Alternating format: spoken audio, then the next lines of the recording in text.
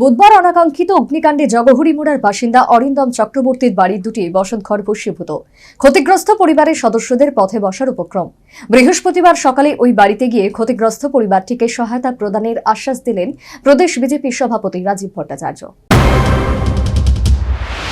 বুধবার সকালে অনাকাঙ্ক্ষিত অগ্নিকাণ্ডে ভস্মীভূত হয়ে গেছে রাজধানী আগরতলার জগহরিমুড়ার বাসিন্দা অরিন্দম চক্রবর্তীর দুটি বসতঘর।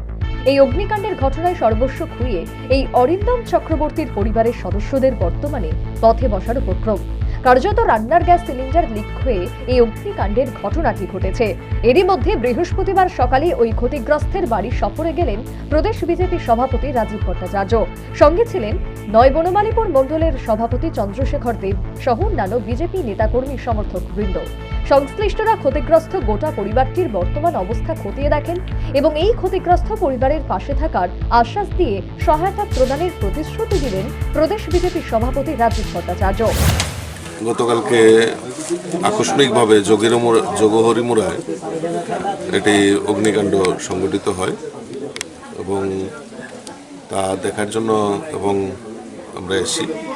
গতকালকেই আমাদের গোচরে আসার সঙ্গে সঙ্গে এসডিএম এর সঙ্গে যোগাযোগ করা হয়। এসডিএম অফিস থেকে তহসিল থেকে তার নিরীক্ষণের জন্য লোক পাঠানো হয়। তো দেখা যাক, তাদের পাশে আমরা বনমালীপুর মণ্ডলের সভাপতি আমার সঙ্গে এসছেন, অন্যান্য নেতৃত্বরাও এসছেন। আমরা ওদের পাশে রয়েছি। আমরা যাতে এই গরিব ফ্যামিলিটার যাতে কোনো রকম অসুবিধা না হয়, আমরা ওনাদের পাশে থাকবো এবং তাদেরকে সহযোগিতা করব।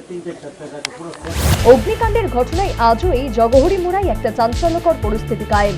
এই অবস্থায় প্রদেশ বিজেপি সভাপতি রাজীব ভট্টাচার্য পরিবারটিকে সহায়তা প্রদানের আশ্বাস দেওয়ায় এলাকাবাসী সহ সংশ্লিষ্ট ক্ষতিগ্রস্ত পরিবারের সদস্যরা আশ্বস্ত ও আশার আলো খুঁজে পেলেন।